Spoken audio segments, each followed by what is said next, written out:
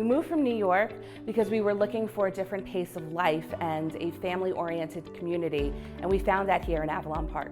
When you drive into town, you come over the bridges, we're right by one, and there's beautiful lakes that you can walk around, and you get a sense of tranquility in this town that I have never seen anywhere else I've ever lived.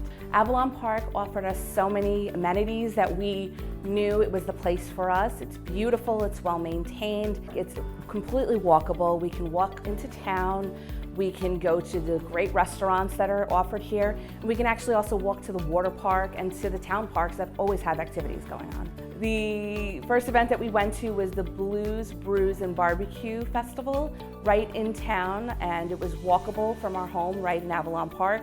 Our sales consultant was fantastic. He worked with us to build the home of our dreams, from the floors to the paint to every fixture we chose. He was there to give us advice and to also guide us in the whole process. He was fantastic. Avalon Park offers so many different varieties of homes that we were able to tailor our model to what we needed.